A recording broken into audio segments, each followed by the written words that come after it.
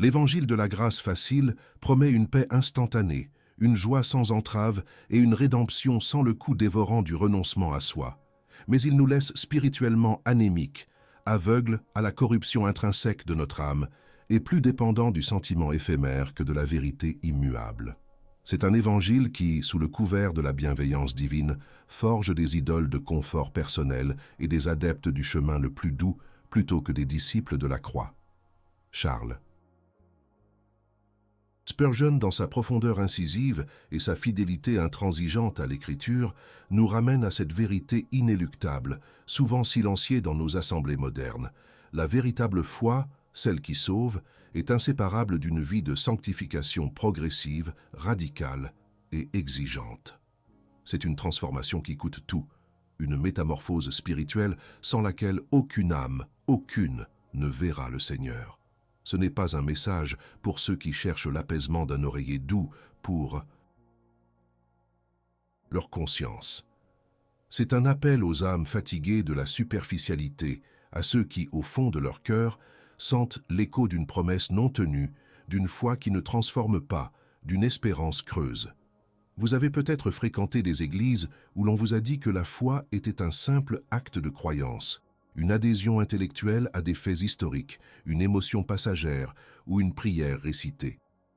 Vous avez peut-être attendu sincèrement que cette foi simple produise un changement radical, une délivrance tangible du péché, une communion profonde avec le Dieu très haut. Pourtant, l'hypocrisie vous ronge, les mêmes péchés vous accablent, et la présence divine semble n'être qu'un murmure lointain, souvent réduit au silence par le vacarme de votre propre inconstance. La frustration monte, la lassitude s'installe et une question lancinante, une douleur cachée, émerge. Si la foi est si facile, pourquoi ma vie est-elle si peu transformée? Suis-je réellement sauvé si je demeure inchangé? Cette angoisse que vous ressentez, ce doute profond et honnête, n'est pas un signe de faiblesse spirituelle. C'est, paradoxalement, une étincelle de vérité.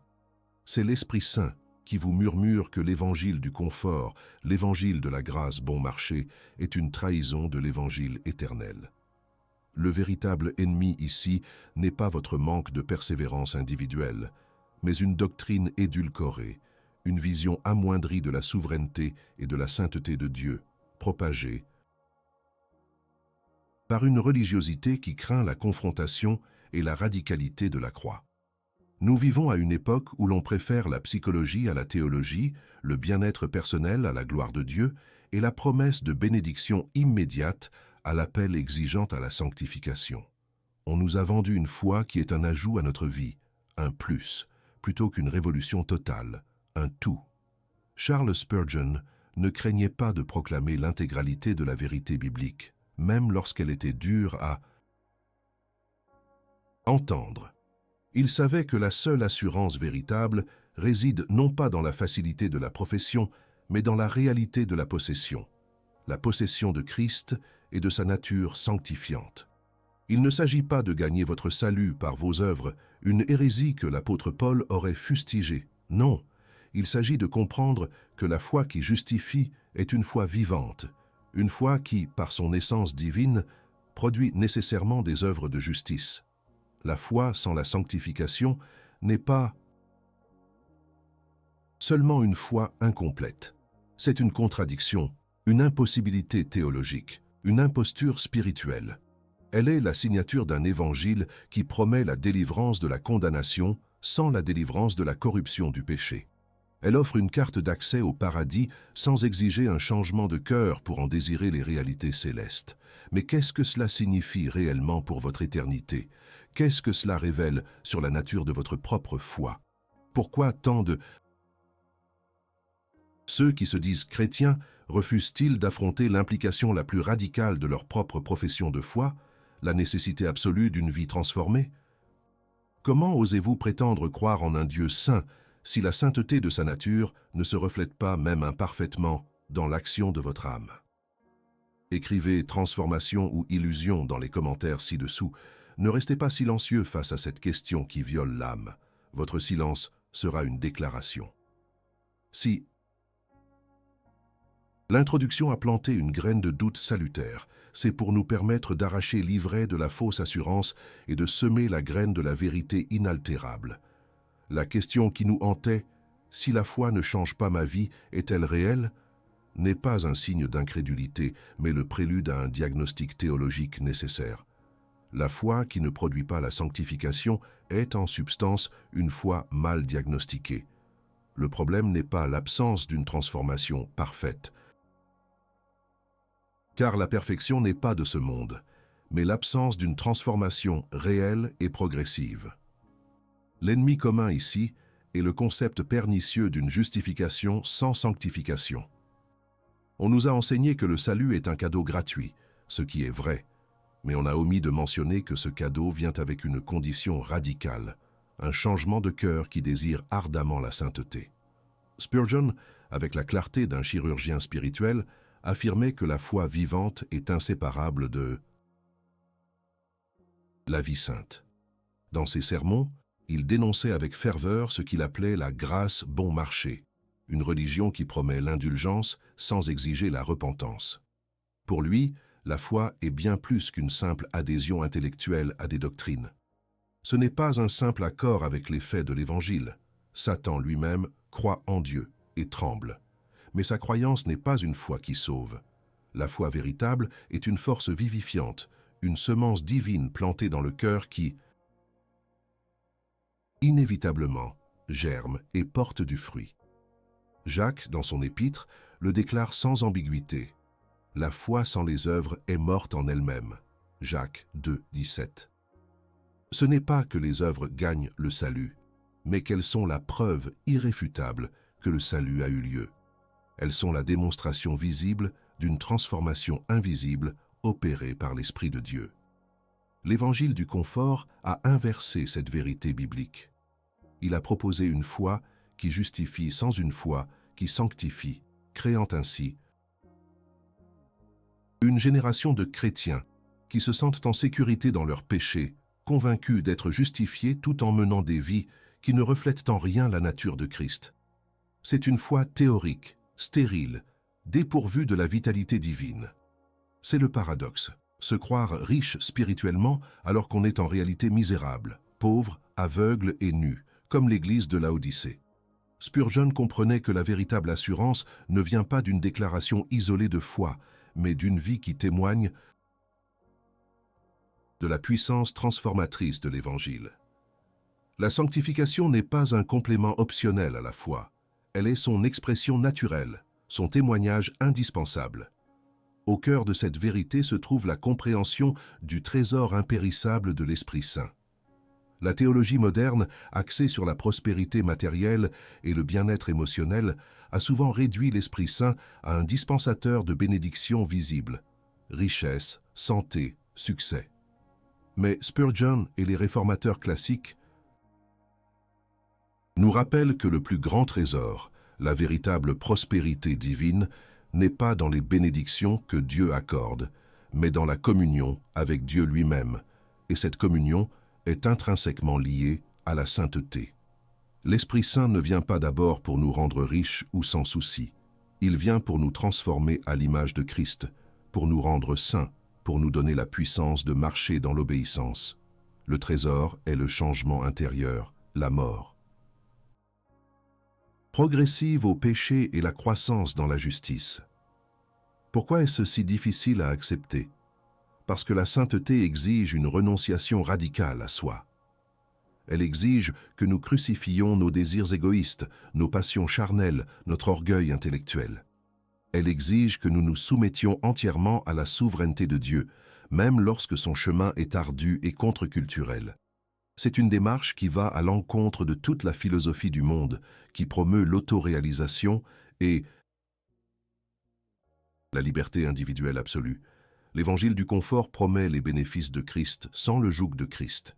Il offre la délivrance de l'enfer sans la délivrance du péché. C'est un marché diabolique, une tromperie mortelle qui pave la voie à la désillusion spirituelle et finalement au jugement éternel. La parole de Dieu est claire. Sans la sanctification, personne ne verra le Seigneur. Hébreux 12, 14. Ce verset n'est pas une suggestion ou un idéal, mais une condition absolue. Cela ne signifie pas que nous sommes sauvés par notre sanctification, mais que la sanctification est la preuve nécessaire et le processus inhérent de ceux qui sont véritablement sauvés. C'est la marque indubitable de la nouvelle naissance, le signe extérieur d'une grâce intérieure. Une foi sans sanctification est comme une source sans eau, un arbre sans fruits, un cadavre sans souffle. Elle peut avoir l'apparence de la vie, mais elle est en réalité la mort spirituelle, déguisée en piété. Le diagnostic est brutal, mais la vérité salvatrice est souvent crucifiante pour notre ego et nos conceptions erronées. La véritable richesse de l'âme n'est pas dans l'abondance de ce que nous possédons, mais dans la pureté de ce que nous sommes devenus en Christ. Si le diagnostic de la foi sans sanctification est une foi morte, les conséquences de cette illusion sont, à la fois, déchirantes et éternelles. La théologie superficielle qui promet la justification sans exiger la sainteté ne mène pas à une vie épanouie, mais à un abîme de fausse assurance, une tromperie qui culminera dans un jugement terrifiant. Imaginez l'horreur de se tenir devant le trône de Dieu, confiant dans sa propre foi, pour entendre la sentence glaçante de Christ. « Je ne vous ai jamais connu. Retirez-vous de moi, vous qui commettez l'iniquité. » Matthieu 7, 23. C'est la conséquence ultime et la plus dévastatrice de l'illusion d'une foi stérile. La perte de l'éternité, non pas par manque de foi au sens mondain, mais par manque d'une foi authentique qui transforme le cœur et la vie. Les implications pratiques de cette tromperie sont également profondes. Une vie dépourvue de sanctification est une vie sans la puissance de Dieu. C'est une vie marquée par la faiblesse morale, la lutte constante et l'échec face aux mêmes péchés habituels. Sans le travail de l'Esprit Saint pour nous rendre saints, nous sommes impuissants à résister à la tentation, à aimer notre prochain comme Christ nous a aimés, à persévérer dans l'épreuve. La foi que vous professez, si elle n'engendre pas un désir ardent de plaire à Dieu par la sainteté, n'est rien d'autre qu'une coquille vide, un rituel sans substance. Vous vivez dans un paradoxe cruel. Vous vous réclamez de Christ, mais vous ne portez pas son image. Vous aspirez au ciel, mais vous chérissez les ténèbres du monde. Posez-vous ces questions avec la plus grande honnêteté de votre âme. Si votre vie n'a pas été fondamentalement transformée depuis que vous avez accepté Christ, votre foi est-elle réelle? Si le péché, sous ses formes les plus subtiles ou les plus flagrantes, domine toujours votre comportement et vos pensées, où se trouve le pouvoir de l'Évangile en vous? Êtes-vous plus préoccupé par le fait de vous sentir sauvé que par le fait d'être saint? La religion sans transformation est la plus subtile des idoles, car elle promet la vie tout en conduisant à la mort. L'ennemi commun ici est cette fausse assurance qui nous berce. Dans un sommeil mortel, nous faisons croire que tout va bien alors que notre âme est en péril. Spurgeon, avec une vigueur prophétique, mettait en garde contre la superficialité de la religion de son temps, une superficialité qui résonne avec une force effrayante dans nos églises contemporaines. Il voyait des multitudes qui se déclaraient chrétiennes, mais dont la vie n'avait pas été touchée par la puissance régénératrice du Saint-Esprit. Il dénonçait cette hypocrisie non pour condamner, mais pour réveiller les âmes endormies au danger imminent du jugement. L'absence de sanctification n'est pas une simple faiblesse, c'est un symptôme de l'absence de la vie de Christ en nous. Si la source est pure, l'eau qui en jaillit le sera aussi. Si la source est impure, comment l'eau pourrait-elle être autre chose? C'est ici que le paradoxe de la prospérité que le monde ne comprend pas devient crucial. Le monde, et une partie de l'Église moderne, mesure la prospérité par des critères matériels, la richesse, la santé, le succès professionnel. Mais Spurgeon, ancré dans la parole et la sagesse des puritains, comprenait que la véritable prospérité était spirituelle. C'est le paradoxe divin d'être riche en foi, tout en étant potentiellement pauvre aux yeux des hommes. La richesse de l'âme n'est pas dans l'accumulation des biens terrestres, mais dans l'abondance de la grâce, dans la pureté du cœur, dans la victoire sur le péché, dans la communion intime avec Dieu. La Sanctification est cette prospérité divine, car elle nous rend participants de la nature divine elle-même. Les conséquences de l'illusion d'une foi sans sanctification sont donc doubles. La perte de la vie éternelle pour ceux qui sont réellement non régénérés, et la perte d'une vie chrétienne fructueuse et puissante pour ceux qui, par ignorance ou négligence, n'ont pas saisi l'appel radical à la sainteté. Dans les deux cas, le résultat est une misère spirituelle. L'âme du croyant sent. Sanctification est un champ de bataille incessant où le péché règne en maître, où la paix est une fugitive rare et où la joie est un mythe lointain. La véritable paix et la joie ne peuvent être trouvées que sur le chemin étroit de l'obéissance et de la pureté. Admita, vous vous êtes contenté d'une foi superficielle, espérant une salvation sans le prix de la sanctification. Vous avez échangé la vérité radicale de la croix pour le confort d'une religion sans exigence. Au fond, vous savez qu'il y a un vide. Dites « j'admets » ou « je me repens » dans les commentaires maintenant. Ce n'est pas une mère question, c'est un défi à votre âme. C'est l'admission publique de votre échec ou le début de votre repentance. Que votre clavier soit votre autel. Nous avons sondé la profondeur du problème et l'étendue de ses conséquences. Il est temps d'aborder la solution non pas comme une astuce ou une étape facile, mais comme un appel radical et sans compromis à l'autel de la consécration. La Sioux. Parole de Dieu et l'enseignement de Charles Spurgeon n'offrent pas de solution tiède aux problèmes éternels. La seule issue à l'illusion d'une foi sans sanctification est un engagement total et une transformation complète de l'existence, enracinée dans l'évangile de la croix. La première étape, la plus fondamentale, est le repentir. Il ne s'agit pas d'un simple regret superficiel pour vos péchés, ni d'une culpabilité passagère. Le repentir biblique est une métanoïa, un changement de mentalité, une conversion radicale de votre cœur qui vous pousse à vous détourner du péché et à vous tourner résolument vers Dieu. C'est un repentir de la grâce bon marché, une repentance de l'idée que vous pouvez avoir Christ comme sauveur sans l'avoir comme Seigneur. C'est un retournement complet qui rejette l'auto-indulgence et embrasse le chemin étroit de la justice. Si vous avez jamais cru que la foi était une sorte de passeport pour le ciel sans exigence de changement de vie, alors vous devez vous repentir de cette conception erronée. Ensuite vient la soumission inconditionnelle à la parole de Dieu. La Bible n'est pas un livre de sagesse humaine, ni un recueil de contes moraux. C'est la révélation infaillible de Dieu, l'autorité suprême pour toute foi et toute pratique. Pour Spurgeon, la Bible était la nourriture de l'âme, la carte pour le pèlerin et la lumière dans les ténèbres. Sans une étude diligente et une obéissance inconditionnelle à ses commandements, la sanctification est impossible. C'est dans la parole que nous découvrons la nature sainte de Dieu, la profondeur de notre propre péché et le chemin que Christ nous a tracé.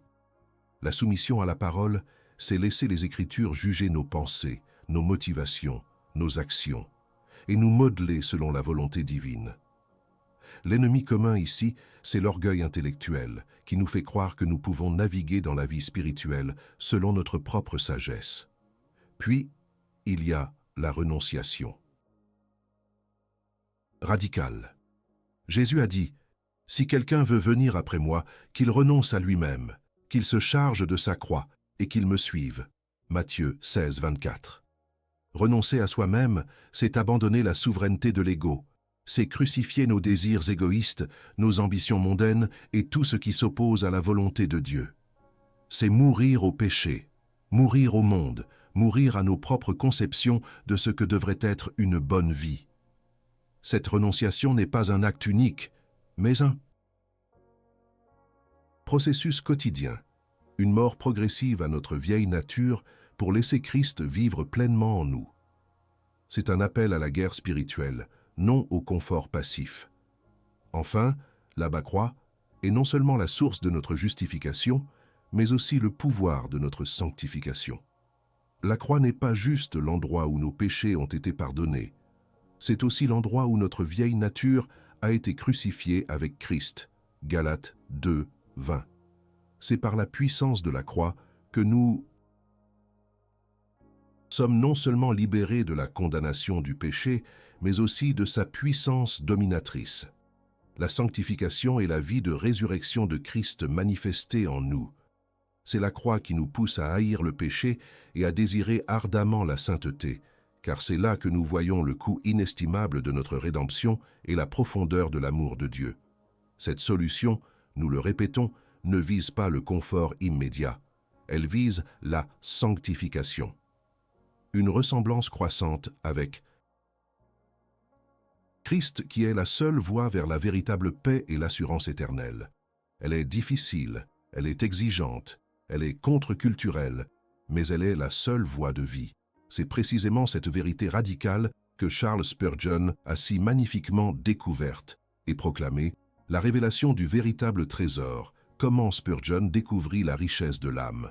Pour Spurgeon, la richesse de l'âme n'était pas dans la popularité de son ministère, la taille de sa congrégation ou l'étendue de ses publications. Son véritable trésor était la pureté de sa doctrine, l'intégrité de sa vie et la profondeur de sa communion avec Dieu.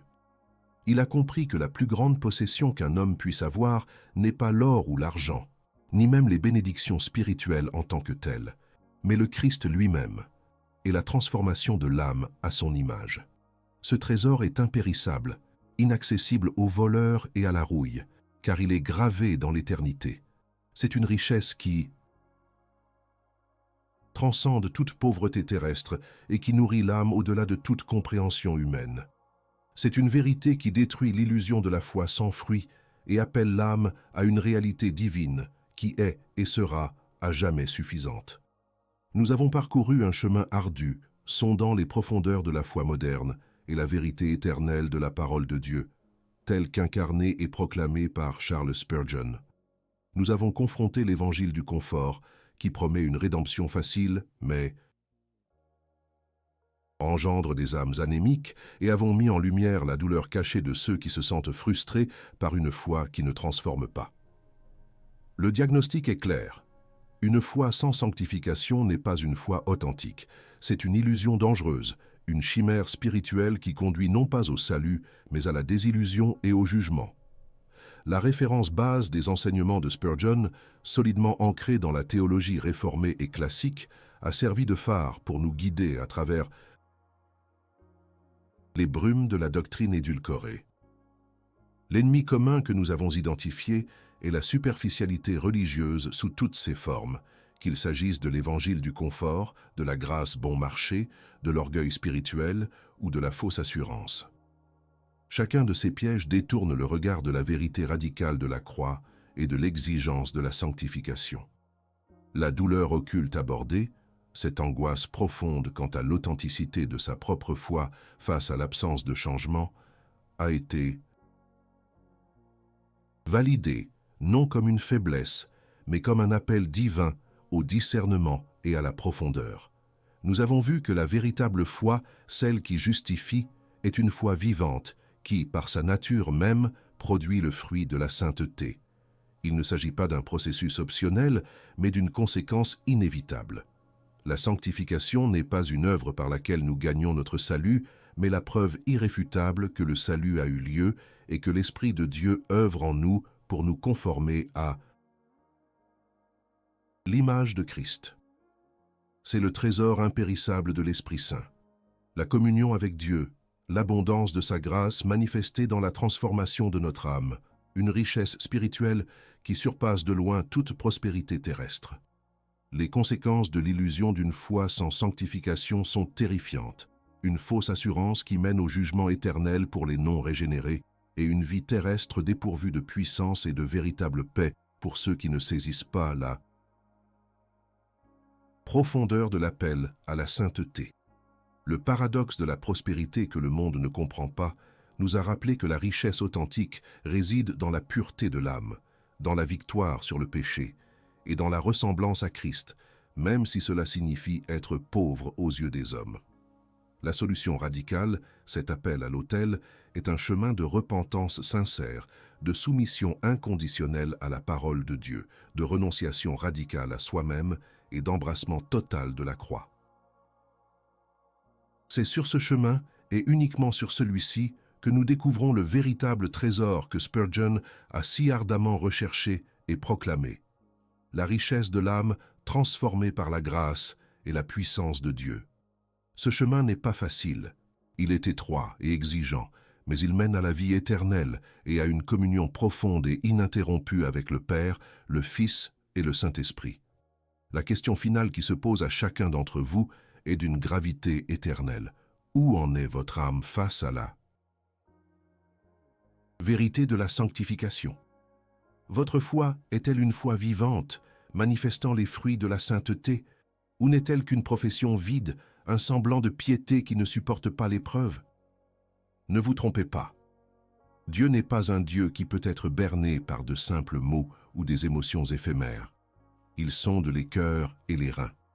La vérité de Spurgeon résonne aujourd'hui avec une urgence prophétique. La foi qui sauve, toujours, sanctifie. Il n'y a pas de justification véritable sans un processus simultané, bien qu'imparfait, de sanctification.